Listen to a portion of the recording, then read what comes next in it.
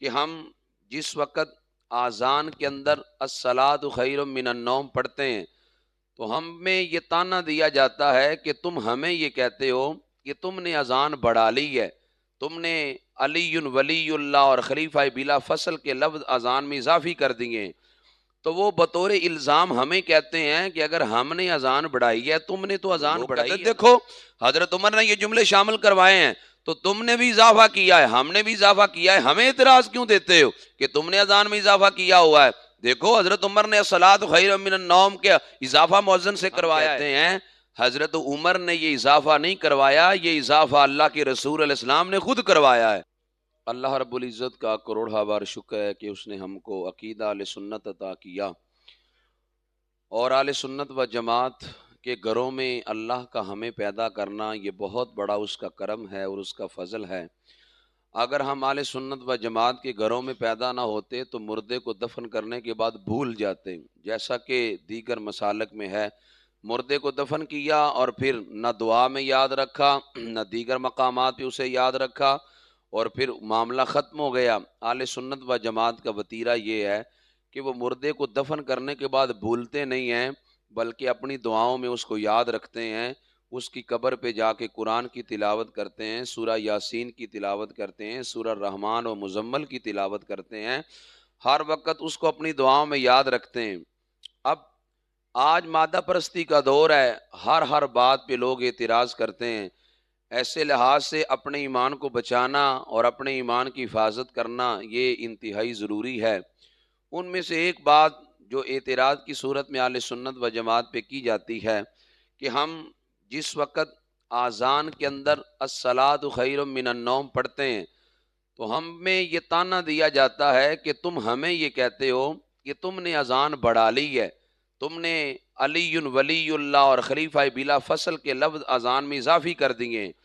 تو وہ بطور الزام ہمیں کہتے ہیں کہ اگر ہم نے اذان بڑھائی ہے تم نے تو اذان بڑھائی ہے نا، تو کوئی فرق نہیں، ہم نے کچھ بڑھا لی ہے تم نے بھی کچھ بڑھا لیا، فرق تو کوئی نہیں۔ تو بندہ سادہ ہوتا ہے، وہ پوچھتا ہے بھائی ہم نے تو اذان نہیں بڑھائی۔ وہ یہ حدیث پاک آپ کو سناتے ہیں، سنیں حدیث پاک کیا ہے۔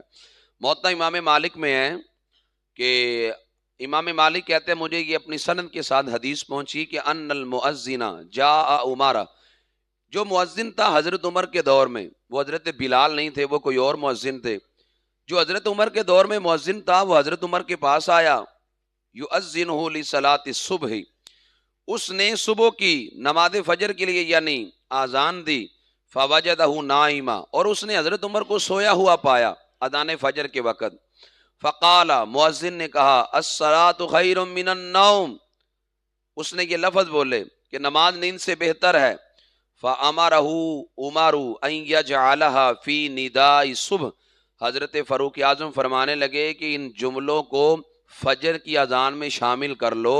اب لفظ بولے أَن يَجْعَلَهَا فِي نِدَاءِ الصُّبْحِ، فجر کی اذان میں یہ جملے شامل کر لو۔ لوگ کہتے ہیں دیکھو حضرت عمر نے یہ جملے شامل کروائے ہیں تو تم نے بھی اضافہ کیا ہے، ہم نے بھی اضافہ کیا ہے، ہمیں اعتراض کیوں دیتے ہو کہ تم نے اذان میں اضافہ کیا ہوا ہے؟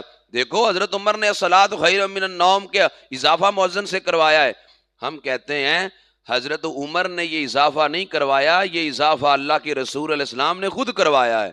تو کہتے ہیں دیکھو یہ تو حدیث پاک ہے، تمہاری اپنی موطا امام مالک کتاب ہے، تو یہ اس کا تمہارے پاس کیا جواب ہے؟ تو ہم کہتے ہیں حضرت عمر نے یہ لفظ خود جاری نہیں کروائے، بلکہ مؤذن کو کہا کہ فجر کی اذان میں جملے تو نے جو بولے ہیں ہمیشہ اس کو جاری رکھنا، چھوڑنا نہ ان کو۔ حضرت عمر نے تو تاکید فرمائی تھی، نہ کہ یہ کہا کہ تم ان جملوں کو شامل کر لو، پہلے شامل نہیں تھے۔ یہ ہے میرے سامنے مرقات المفاتیح، ملا علی قاری چوٹی کا امام، یہاں پہ وہ حدیث پاک لے کے آئے۔ حضرت ملا علی قاری معجم الکبیر طبرانی کے حوالے سے اس حدیث پاک کو نقل کرتے ہیں حضرت بلال رضی اللہ تعالی عنہ سے۔ حضرت بلال اتى النبی صلی اللہ علیہ وسلم یؤذنہ بالصلاۃ، نماز فجر کی اذان دینے کے لیے نبی علیہ السلام کے پاس آئے۔ حضرت بلال کہتے ہیں میں نے دی اذان، فوجدہ راقدا، میں نے نبی پاک علیہ السلام کو سویا ہوا پایا۔ نبی علیہ السلام آرام فرما رہے تھے۔ نبی علیہ السلام نماز تہجد پڑھنے کے بعد کچھ دیر کے لیے آرام فرماتے تھے۔ حضرت بلال کہتے ہیں میں آیا، میں نے اذان دی تھی لیکن نبی علیہ السلام آرام فرما رہے ہیں۔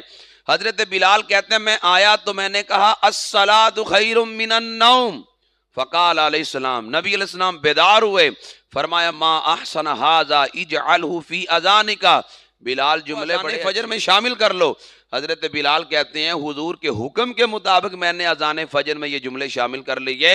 میں نے کہا ہمیں تانا نہ دو کہ تم نے اذان کیوں بڑھائی، سنی کا مطلب وہ یہ ہے کہ جو نبی پاک علیہ السلام کی ہر فرمان پہ منو آن عمل کرے، وہ اپنی جانب کوئی چیز نہیں بڑھاتا، وہ نبی پاک علیہ السلام کی ہے دین کے مطابق عمل کر لیے۔ اگر ہم دینی مسائل کے قریب ہو کر اپنی زندگی نبی علیہ السلام کے طریقے کے مطابق گزاریں گے، ہمیں اس کا نفع ملے گا۔ اللہ مجھے بھی اور آپ کو بھی ان باتوں پہ عمل کرنے کی توفیق عطا فرمائے۔